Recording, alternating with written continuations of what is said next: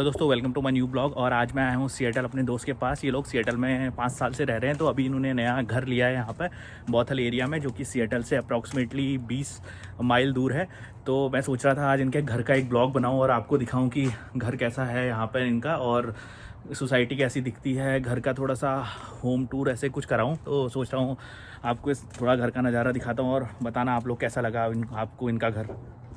दोस्तों ये देखो, इनका घर बाहर से ऐसा व्यू है इनका घर का बाहर से। ये तो मेरी गाड़ी है और इनकी गाड़ी है गराज में, और थोड़ा सा बाहर से इनका घर का व्यू दिखाते हैं आपको।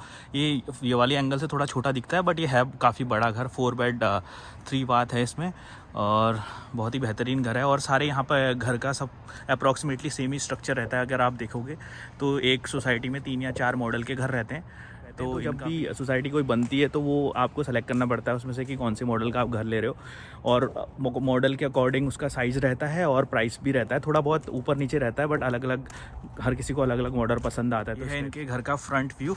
अभी ले चलते हैं आपको घर के अंदर। खुला ही है घर, वैसे मैंने घर खोल के आया था अंदर से। दोस्तों हमारी हो गई है एंट्री घर में। ये है इनका शू रैक, और बिना चप्पल खोले तो यहाँ से कोई अंदर घुस ही नहीं सकता। नहीं तो सुचिता मतलब वही चप्पल आगे को नहीं बोलूँगा। और ये है इनका वॉशरूम, जो नहीं ग्राउंड फ्लोर पे है। और ये एरिया है इनका गराज वाला एरिया, जहाँ हमारे चिंतन भाई की वॉल्वो खड़ी है। यहाँ इनके पास ट्रेडमिल भी है। बाकी उधर साइड आपको गार्बेज बॉक्स दिखेंगे। और ये है घर की मालकिन। पूरे घर में जो भी कुछ होता है इन्हीं के उससे होता है, कुछ हिलता भी नहीं है सामान। और ये हर हफ्ते एक चैलेंज कराती है अपने किचन में, फाइंड द डस्ट वाला, जो अगर एक भी डस्ट की एक पार्टिकल ढूंढ लेगा तो उसको $100 मिलते हैं। आज तक तो किसी को मिल नहीं पाए हैं। दोस्तों ये है सुचिता का ऑफिस, यहीं से सब सारे नोट छपते हैं रोज़ सुबह सुबह उठ के। और ये है मंदिर वाला एरिया। देखो यहाँ से अभी तो बंद है, लेकिन व्यू दिखाता हूँ मैं। यहाँ से बेहतरीन व्यू दिखता है। लोगों का खुद काम करने का मन करेगा यार ऐसी ऑफिस से तो। और यह है इनका इधर डाइनिंग एरिया।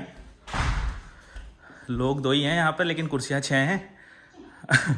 अगले साल कुछ लोग और दिख जाएंगे आपको। और ये है इनका लिविंग रूम। यहाँ पर गणेश भगवान की फ़ोटो लगी है। बहुत ही बेहतरीन तरीके से सजाया है सुचिता ने घर। बिल्कुल कुछ तो गंदगी मिलेगी नहीं। और ये घर हमेशा ऐसे ही रहता है। ऐसा नहीं कि मैं ब्लॉग बनाने के लिए साफ़ किया, मैं तो सीधे आके नीचे ब्लॉग बनाने लग गया। और ये है इस खिड़की से सोसाइटी दिखती है। कभी जैसे आपको पता चल जाएगा कि कौन आ रहा है। पूरी सोसाइटी में तो सुचिता नज़र बनाए रखती है सबके ऊपर, कौन आ रहा है कौन नहीं। और आपको थोड़ा सा यहाँ के जो भी अप्लायंसेज हैं उनके बारे में बता देता हूँ। सुचिता फ्रिज तुम्हें पहले से ही मिला था ना, या तुमने लिया? ये फ्रिज तो इनने लिया, लेकिन इनको डिश वॉशर और ओवन मिला था क्या?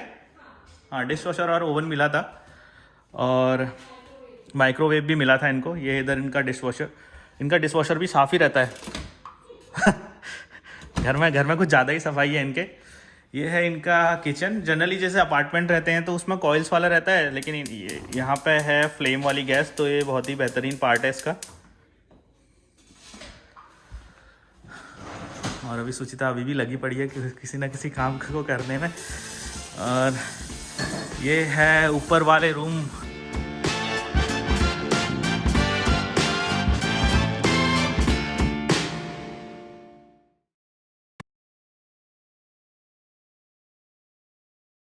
और ये है इनका काउच एरिया। यहाँ पर बैठ के हम लोग टीवी देखते हैं मज़ेदार तरीके से।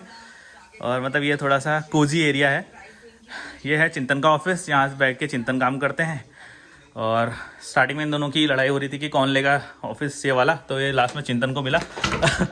और ये है इनका बाहर का सोसाइटी का व्यू। दोस्तों देखिए, बहुत ही बेहतरीन व्यू है। नीचे गाड़ी खड़ी है मेरी, और सामने इनका फ्रेंड रहता है। सारे गुजराती हैं इस सोसाइटी में। वैसे गुजरात के अलावा को आपको कहीं के लोग ही नहीं मिलेंगे। थोड़े अमेरिकन, थोड़े चाइनीज़, मैक्सिमम गुजराती। चिंतन भाई गुजरात के हैं ना, तो शार्क टैंक देखते रहते हैं ये। इनका भी है बिज़नेस करने का प्लान। और ये वाला जो रूम है इनका, इसमें वॉशर और ड्रायर है, तो कपड़े धोने का है ये इंतज़ाम। यहाँ पर ये अंदर से खुलती है लाइट।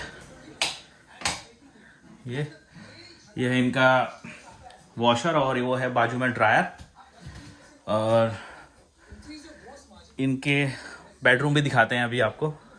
यह है पहला बेडरूम, ये है मेरा बेडरूम। जब मैं कभी आता हूँ तो इसी बेडरूम में सोता हूँ, इसलिए आपको बिल्कुल अस्त व्यस्त दिखेगा ये। यहाँ से भी बेहतरीन नज़ारा दिखता है बाहर का। और ये है इसके साथ काइंड ऑफ छोटा सा क्लोजेट या स्टोर रूम। ऐसे मैंने तो अभी फैला के रख रखा है अपना सामान। और ये है इसके साथ वाला वॉशरूम।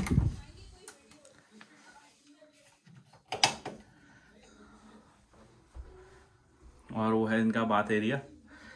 और यहाँ की करते हैं अपन लाइट बंद। ये इसमें इतने सारे बेडरूम है तो ये तो बिल्कुल ही खाली रहता है, यहाँ कुछ रखने का सामान है ही नहीं अभी। और ये इसके साथ क्लोजेट। ये सेकंड रूम हो गया यहाँ का। ये है थर्ड रूम यहाँ का। इसमें जब ये पुराने वाले घर में किराए में रहते थे तो ये इनका मेन सोफ़ा हुआ करता था, तो भी आजकल ये यहाँ पे आ गया है और ये बेड ऐसे ही पड़ा है यहाँ पे। इसका भी थोड़ा सा सनलाइट तो यहाँ के हर रूम में है बेहतरीन तरीके से, बढ़िया लाइट आती है। और ये है गाइस इनका मास्टर बेडरूम। और यहाँ पर है मिरर, अभी फ़िलहाल ही लिया है इन्होंने थोड़े टाइम पहले सुचिता की जिद पे। और यहाँ अपन चिंतन भाई अपने नहा रहे हैं अभी। और यहाँ का भी व्यू दिखाता हूँ आपको बाहर का।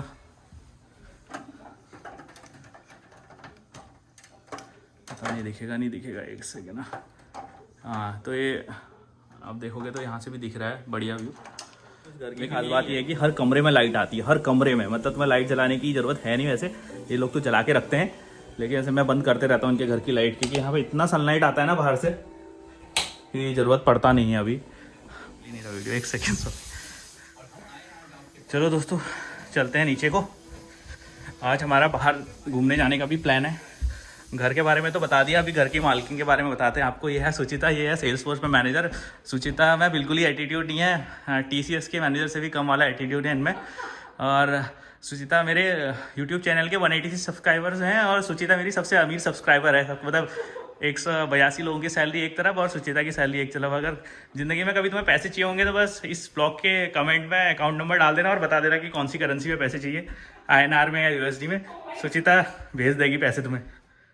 और दोस्तों साइड में है इनका बैकयार्ड, थोड़ा आपको बैकयार्ड में ले जाते हैं इनके।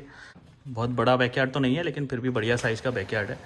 और चिंतन भाई ने सब जगह सारे डोर खोलने में अलार्म सेट कर रखा है कि कुछ भी घर का दरवाज़ा खिड़की कुछ भी खुलती है तो उनको अलार्म चले जाता है उनके फ़ोन पे और आवाज़ आती भी है अलार्म की।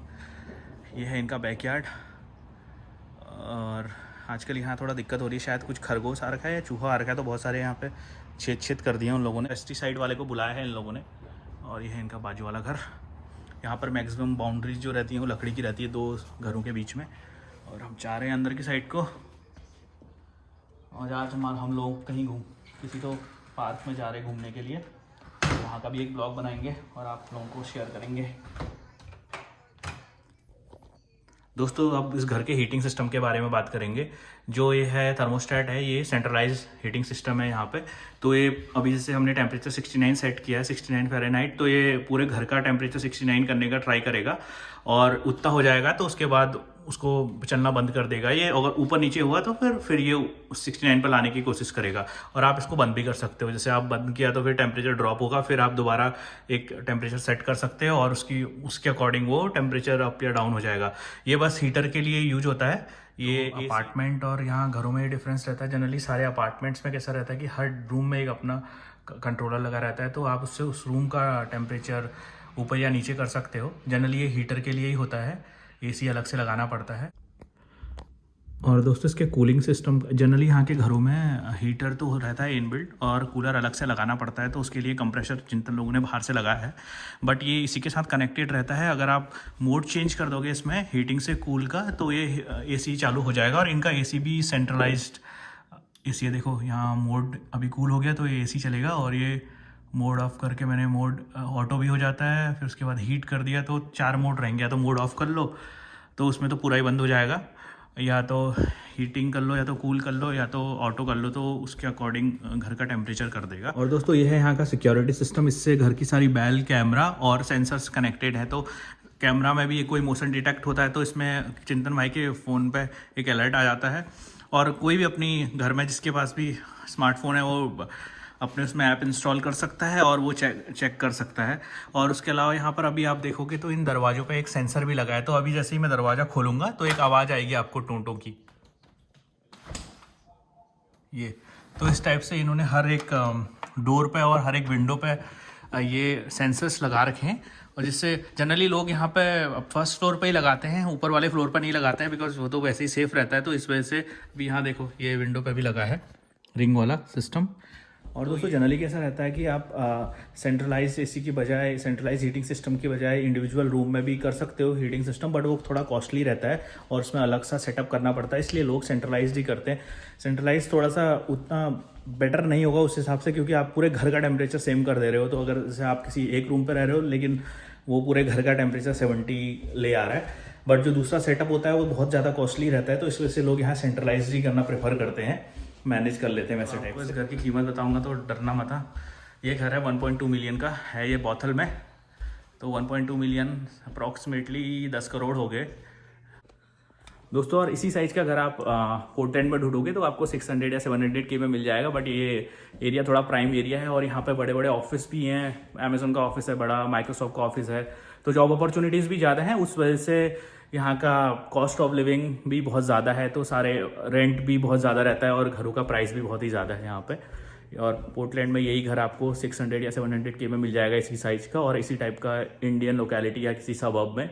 वहाँ भी थोड़ा प्राइस बढ़ गया है पिछले कुछ सालों में, बट फिर भी सिएटल बराबर महंगा नहीं हुआ है। तो ये कह सकते हो यहाँ का one of the costliest area है वेस्ट कोस्ट का, कैलिफोर्निया के बाद। दोस्तों आज के इस ब्लॉग को यहीं पर ख़त्म करते हैं, मिलते हैं आपसे नेक्स्ट ब्लॉग में। तब तक के लिए goodbye, take care guys.